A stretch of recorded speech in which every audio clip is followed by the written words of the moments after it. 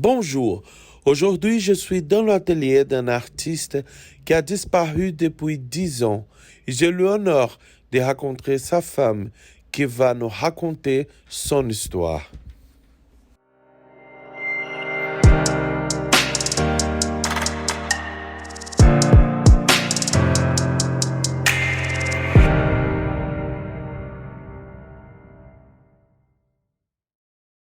Je vais l'inviter Lou maintenant. Il faut accepter. Salut Lu, Coucou, ça va? très bien. Première fois que j'ai fait un live, vraiment live. Regardez, Regarde, on est au même endroit en fait. voilà. C'est un vrai live. C'est clair. Et aujourd'hui, on va vous raconter une histoire incroyable. Une histoire d'un artiste qui a disparu à 10 ans. C'est le mari, C'est moi. voilà, de Lou. Alors, Lou va raconter un petit peu s'il était disparu par rapport. Donc en fait, Jonas, donc c'était son nom d'artiste, c'était un peintre qui est mort il y a 10 ans d'un cancer de l'amiante qu'il a contracté quand il travaillait à mi-temps dans un collège en tant que professeur de dessin en même temps qu'il peignait. Voilà. Et voilà. Et cet artiste a laissé une collection d'œuvres d'art extraordinaire. Et on va vous montrer un peu son atelier et raconter toute cette histoire. Voilà, ici, on a un atelier. C'est incroyable que tout que Lou m'a raconté. Parce qu'on a un atelier d'hiver, un atelier d'été. Tout derrière ces arbres, un autre atelier pour les montages. Voilà. J'ai trouvé ça assez incroyable. Puis la terrasse qui permettait de faire aussi Voilà. du Les travail. terrasses qu'on peut quand même faire des super expos et super événements. Pourquoi tu penses qu'il a choisi un endroit comme ça? Parce qu'il y avait la place. Donc c'était avant toute chose qu'il recherchait, c'était de la place pour pouvoir faire lui, ce qu'il a toujours aimé, c'est les grands formats, pour pouvoir s'exprimer sur des grandes structures. Donc c'était vraiment l'endroit Ouais. idéal pour vivre et pour aussi pouvoir faire à peu près ce qu'il voulait. Même si pour lui c'était toujours trop petit, hein, mais Elle était attachée à la nature et tout. il aimait beaucoup ça. Ouais. Les bonsaïs, les poissons, les animaux, enfin voilà. Donc cette maison, elle s'inscrit aussi là-dedans, dans un côté très très nature et immergé dans la nature. Est-ce que pour visiter un peu les ateliers? Bien sûr.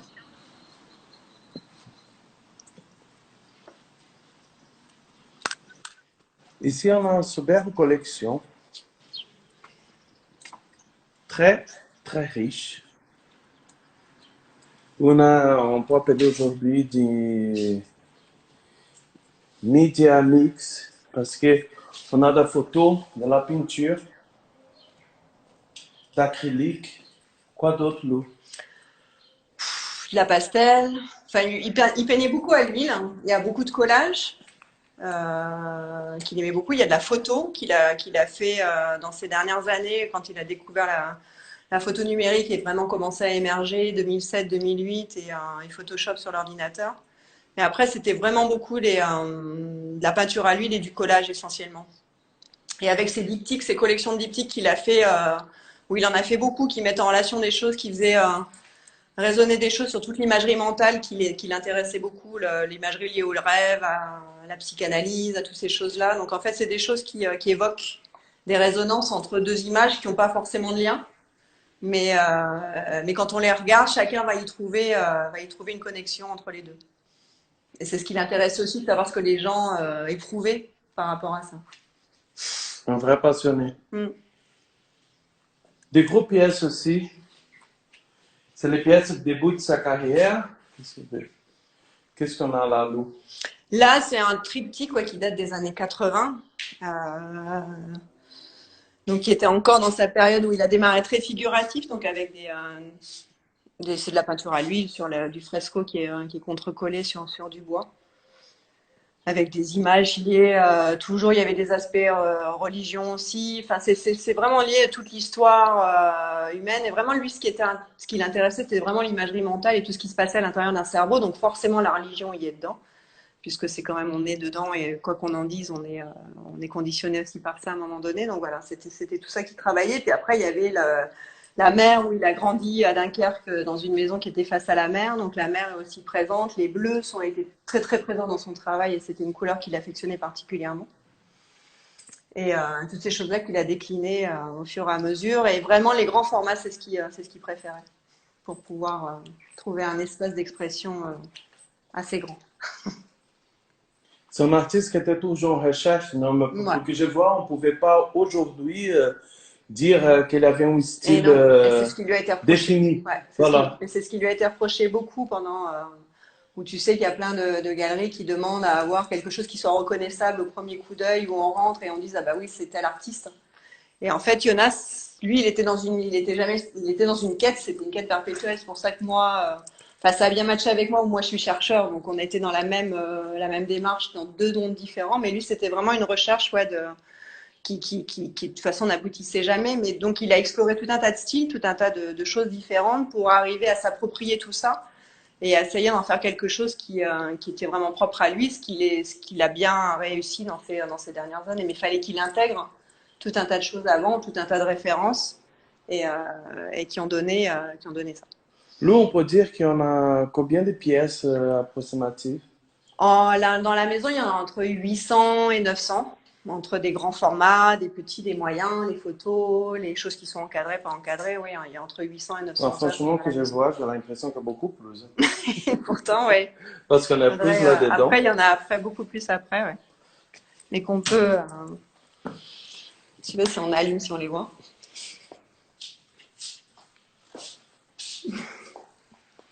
Ouais.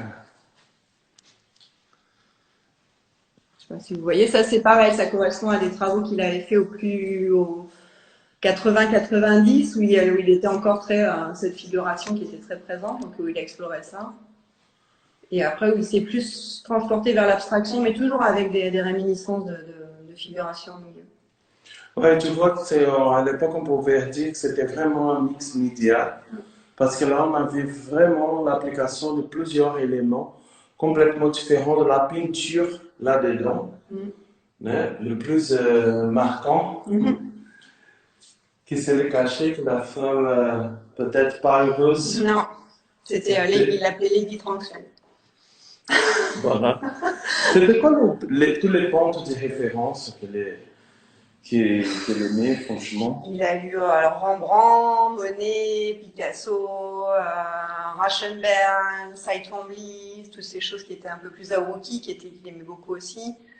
Donc il y avait à la fois des références Jérôme Bosch, donc ce tableau-là que tu montrais était en référence énorme à la peinture flamande. Donc il a eu toutes ces choses-là et vraiment sur le contemporain. Cy Twombly, il l'aimait beaucoup parce qu'il trouvait que c'était un peintre qui arrivait à l'épure et qui était cette chose-là où Jonas a eu lui ce qu'il trouvait comme défaut et qui a certainement sans doute été un défaut, qui chargeait beaucoup et qu'il avait du mal à ne pas charger ses tableaux. Et il trouvait que Cy Twombly arrivait justement à arriver à l'épure, à arriver à trouver juste ce qu'il fallait sur un tableau pour que ça tienne et que ça suffise à lui-même. Donc Celui-là, c'est vraiment un tableau réflexion. Ouais. C'est un tableau qu'on doit s'arrêter et regarder pour des heures parce que c'est incroyable la richesse des détails et des éléments qu'on a là par rapport à la nature, religion et les cultures aussi. Et il y a tout un tas de choses. Il y a passé énormément de temps sur ce tableau. Mais c'est vraiment, tu vois, tu retrouves Jérôme Bosch dedans, quoi. T'as toutes les références qui sont là, quoi. En peinture à huile. Ouais, toujours. L'acrylique, il a jamais vraiment réussi à. Parce que la peinture à huile, il y avait de la matière, tu pouvais faire du relief, tu pouvais travailler et revenir. Et l'acrylique, il a jamais retrouvé cette chose-là, alors qu'il savait bien aussi que la peinture à l'huile, c'est pas toujours très bon pour la santé non plus, avec tout ce que tu utilises comme produit. Mais l'acrylique, il a jamais pu tu vois, le travailler et le transformer comme il avait envie. D'accord. Derrière toi, sa pièce, j'adore. Donc ça, pareil, donc des fois, il avait ces choses-là où il faisait du dessin, donc il a fait du fusain, il a fait de la sanguine, il a fait tout un tas de choses. C'était des choses qu'il aimait bien de temps en temps retravailler. Ça le reposait. Fantastique. Donc,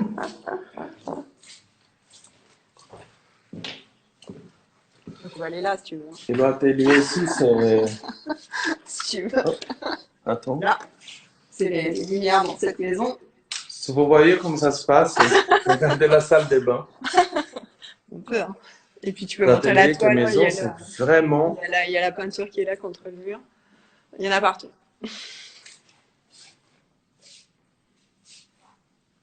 C'est vraiment la maison exposition. Mm. Voilà. À visiter parce que c'est la richesse des détails de toutes les pièces, c'est vraiment quelque chose d'incroyable.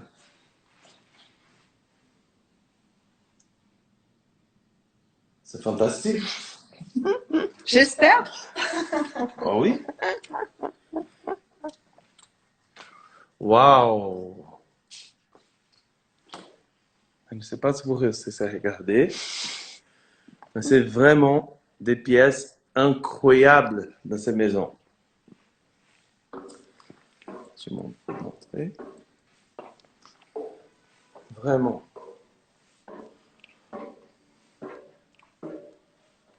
Ça date de quelle année, cette maison? Du début du 20e. Elle est pas si vieille, mais ouais, elle a une bonne centaine d'années, ouais. Et tu vois, cette maison, ouais, elle a vraiment une structure qui est... Mais dis-moi quelque chose. Ta bataille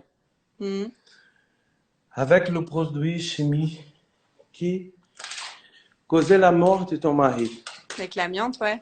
avec l'amiante, comment tu as engagé Ben, en après tout fait, ça? ça a été compliqué. C'est toujours compliqué parce que c'est des sujets qui sont mal suivis et enfin, tu vois, de faire des recours en justice en tant que particulier, ça a à peu près aucune chance d'aboutir. Ce qu'on a fait, c'est qu'on a essayé surtout, puisque c'était au sein des écoles et qu'il a été contaminé dans une école, c'était de vraiment sensibiliser le monde scolaire, le monde de l'éducation nationale à ça. Donc, on a fait plusieurs articles avec les syndicats au tout début, dans les années 2010-2011 au niveau local, pour faire savoir ça et pour faire savoir qu'il y avait eu de l'amiante dans ce collège, qu'il y en avait, qu'il y a toujours des difficultés. Et si on regarde récemment dans la presse avant toute cette période du coronavirus, en janvier-février, il y avait eu pas mal d'articles qui étaient faits justement sur l'amiante dans les écoles.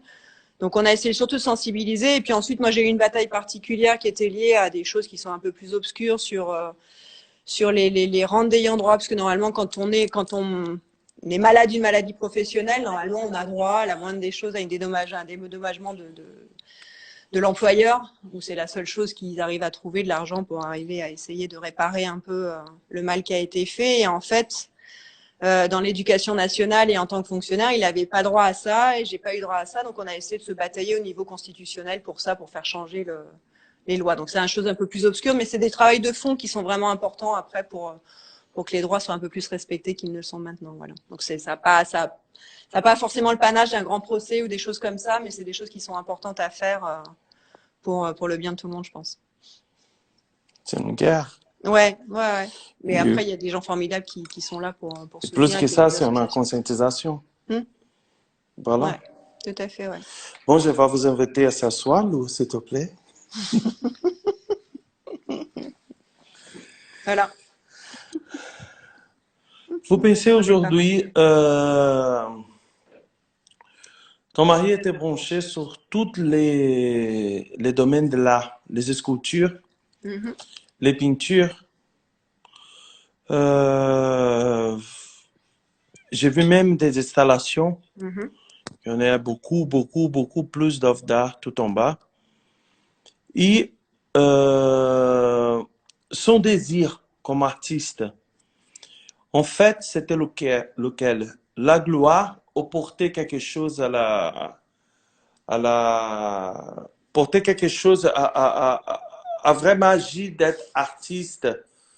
Parce que j'ai pas l'impression qu'elle a cherché comme un fou la reconnaissance. Elle voulait même être un créateur avant tout. Alors, la base, c'était ça. C'était vraiment la création. C'est-à-dire que c'était pas se plier à des modes, à des demandes. Jamais il a fait des commandes ou des choses comme ça. Il était vraiment dans, lui, sa démarche artistique. Et après, mais le besoin de reconnaissance, il en a souffert toute sa vie. Voilà, c'est toujours important d'avoir des gens qui regardent, qui donnent leur avis, qui aiment. Enfin voilà, il a beaucoup manqué de ça pendant sa vie, mais en même temps, comme tout artiste, et tu dois très bien le savoir, toi qui en côtoies beaucoup, il avait beaucoup de mal à s'exposer, à se montrer, à se vendre, parce que c'est toujours une expérience. Enfin, voilà. Quand il m'avait dit l'expérience, c'est vraiment ta l'expérience d'être à poil devant tout le monde quand tu es dans une expo. Et c'est vraiment ça, puisqu'il se mettait vraiment à nu dans son œuvre. Et quand il était regardé, c'était vraiment cette impression. Donc c'était compliqué pour lui de se confronter en même temps à un regard extérieur. Et en même temps, il était énormément en recherche de ça. Et je pense que c'est ce qui lui a manqué pendant toute sa carrière et voilà, où ça n'a pas abouti et que ça lui a beaucoup causé de peine au moment de sa maladie, quoi. Voilà. Et quand elle a découvert qu'il avait le cancer, ok, combien de temps après elle est disparue? 7 mois. 7 mois. Ouais. Et pendant les 7 mois, sa tête a changé de manière artistiquement. Il avait des désirs, il avait la volonté de création.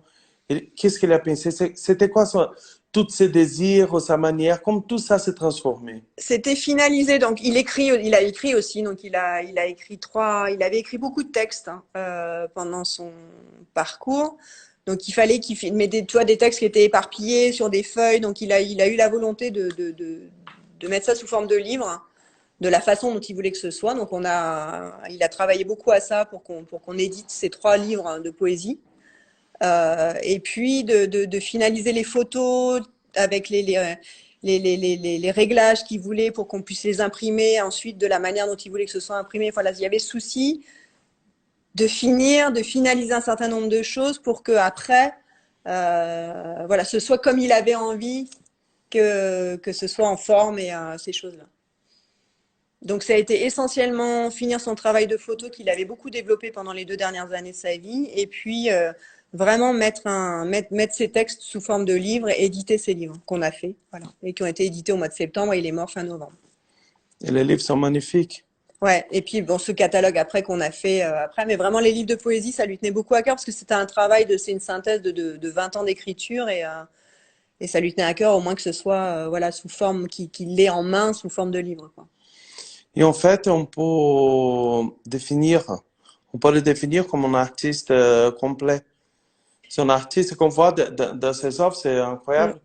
Qu'on voit tout un passage sur tous les genres de sentiments. Le bonheur, la tristesse, l'aventure, beaucoup d'aventures, beaucoup de culture, beaucoup de voyages, beaucoup de désirs qui étaient d'une manière ou d'autre exprimés sur tous les tableaux. Et puis au fur et à mesure, dans différentes périodes de sa vie, tu vois qu'il y a des périodes plus tristes, plus noires, plus heureuses, plus... Ouais. Mais les voyages beaucoup aussi, ouais. Voilà. Oui, et ça, c'est assez incroyable de voir et de regarder de près toute cette histoire qui est... C'est pour ça que quand je dis qu'on lui a reproché de ne pas avoir un style, mais en fait, quand tu regardes un peu, quand tu vois le catalogue et tout, il y a toujours quelque chose qui correspond vraiment à lui, même si effectivement il est passé par tout un tas de styles différents avant d'arriver à trouver son propre style. Mais il y a toujours quelque chose de lui. Enfin, moi, je le vois, et je pense que quand on se penche sur son œuvre, on le voit aussi. Il avait la volonté, après son décès, que tous ses œuvres étaient dévoilées, montrées au monde, ou pas, c'était pas trop important. Ou peut-être de ta côté, tu penses que c'est important de dévoiler au monde toutes ces œuvres d'art parce que c'est quand même une action politique et quand même, tu veux pas que les autres personnes passent par la même souffrance que ton mari ou que toi a passé. C'est quand même quelque chose, c'est grandiose de montrer qu'est-ce qu'on a perdu comme continuation d'un artiste par rapport à un cancer. Comment tu définis tout? C'est un genre de proteste, de force, comment?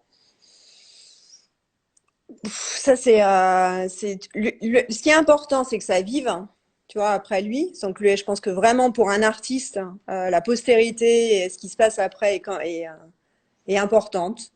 Et lui, c'était vraiment quelque chose, voilà, que tout ça ne s'éteigne pas après lui. Et c'est une des grandes forces des artistes aussi que ça perdure. Après, le message, donc il y a le message de sa mort par rapport à la maladie qu'il a eue à l'amiante, donc où moi et lui, ça lui tenait à cœur, et je me suis emparée de ça derrière. Mais après, ce qui compte vraiment, c'est que ça vive. C'est que ça vive après lui. Enfin, vraiment, un artiste, c'est ça qui est très fort chez les artistes, c'est qu'ils peuvent continuer à vivre, même au-delà de leur mort, par l'œuvre qu'ils ont créée. Et ce qui lui tenait vraiment à cœur, c'est ça. Et c'est ce qu'il m'a demandé, lui, avant de partir. Donc, c'est vraiment ma démarche maintenant d'essayer de continuer à faire perdurer ça. Mais il y avait pas vraiment de message politique. Il y avait un vrai message humain, je pense, il a toujours été dans le questionnement de la nature, de l'humain, de ce qui se passait dans le cerveau, dans la boîte crânienne, dans l'imagerie mentale. C'est vraiment un truc qu'il a beaucoup. Donc les maladies mentales, les maladies physiques. Enfin, il y avait vraiment quelque chose qui était très lié au vivant, à la biologie, à l'humain. Et il y avait pas vraiment de message politique. Je pense que c'était vraiment lié à la vie. Qu'est-ce que la vie, d'où ça vient, comment ça fonctionne, comment un cerveau fonctionne, comment un humain fonctionne, comment les sentiments, c'est toutes ces choses-là qu'il explorait. Et voilà, moi, en tant que sa veuve maintenant, ça me tient à cœur que ça se perde pas et que ça trouve un intérêt dans les yeux d'autres personnes que moi-même, hein, et que ça c'est un essor par lui-même, quoi, et qui trouve une résonance dans d'autres yeux que les miens. C'est rigolo là parce que je suis très jaloux des artistes. Je suis vraiment jaloux, c'est vrai. Parce que les artistes sont les uniques personnes qui peuvent vivre pour toujours. Même après leur disparition, leur travail, l'art, peu importe c'est la musique, la peinture, les sculptures, le cinéma, ils vont vivre pour toujours. Toujours. Même après la disparition, on ne va jamais les oublier. Et je pense que ça, c'est vraiment, que ça veut dire éternel. Et ça me tient au cœur, vraiment. Et moi, voilà. Il faut trouver les regards qui se posent dessus, et c'est très, très important, t'as raison. Tout à fait. Lou, ma belle, Oui. tu sais très bien que je t'adore. Moi aussi. Je suis là à écouter. Je ne vais pas tout montrer parce qu'on a vraiment de très, très belles choses. Et puis on reviendra. Qu'on va garder, on viendra. Et on va dévoiler tous les secrets de cet artiste que c'est vraiment incroyable et de très, très belles choses. C'est vraiment un trésor. Je peux vous dire, les amis, qu'ici dedans, on a de quoi faire. On a de quoi toucher le cœur de tous les amants de vrai là. Merci, Malou. Merci beaucoup. Je t'adore. Moi aussi. Bisous, Gros bisous. Bisous. Ciao, ma belle. Ciao.